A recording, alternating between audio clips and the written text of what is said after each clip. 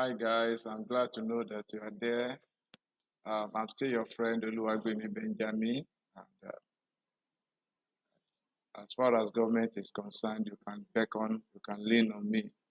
I'll give you all the best that you deserve.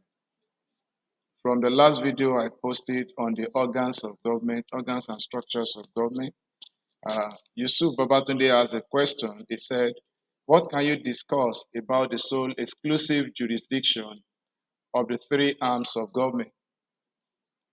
And that question is what has necessitated this topic I want to share with us today, the separation of power. As a matter of fact, I should quickly tell you, Babatunde, that yeah, truly we have what is called separation of power, and each of the arm of government has a sole responsibility. But nevertheless, they work in harmony.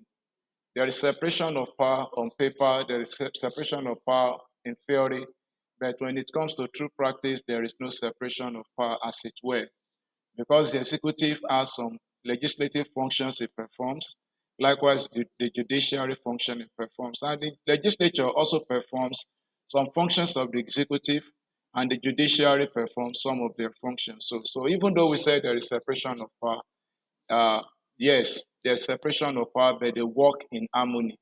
However, before I discuss the meaning of separation of power, it's very important that I discuss two important figures as regards separation of power. And these two important figures are Baron de Montesquieu and then Lord Acton. Baron de Montesquieu and Lord Acton. Baron de Montesquieu in 1748 wrote a book titled L'Esprit de Louis, the, the Esprit de Louis, that is the spirit of law. He wrote that in 1748, and actually in 1750, the book was interpreted to be the spirit of law, right? And this is the statement of Sir Charles uh, de Montesquieu, Baron Charles de Montesquieu.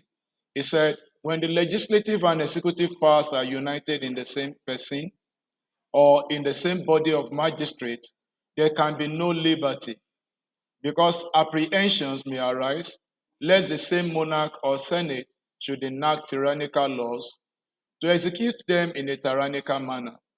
Again, there is no liberty if the judiciary power be not separated from the legislative and executive.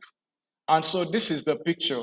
We have the executive being separate, we have the legislature being separate, we have the judiciary being separate. So to quickly respond to your question, each of these arm of government performs some specific functions. For instance, the executive performs the role of law implementation and um, execution, or policy formulation and execution. Let me just put it that way.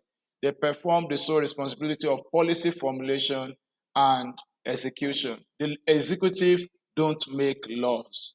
The executive don't make laws. They formulate policies and they implement the policies. And at the same time, they implement the laws made by the legislature. So the primary responsibility as regards this discourse is of the legislature is law making. The legislatures make the law. That is their primary responsibility. However, I have come across a particular question in UTME where they ask of the primary function of the legislature, and they said it's approval of the executive appointees. Well, whatever the case may be, as regards for O-level certificate examination, the primary function of the legislature is law making. They make the law. Okay? And then the judiciary help to interpret the law or adjudicate the law. The judiciary help to interpret the law or adjudicate the law.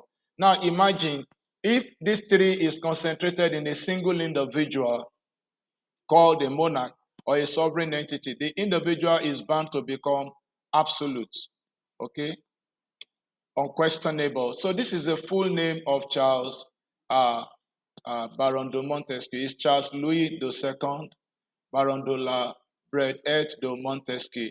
We simply call him Baron Montesquieu.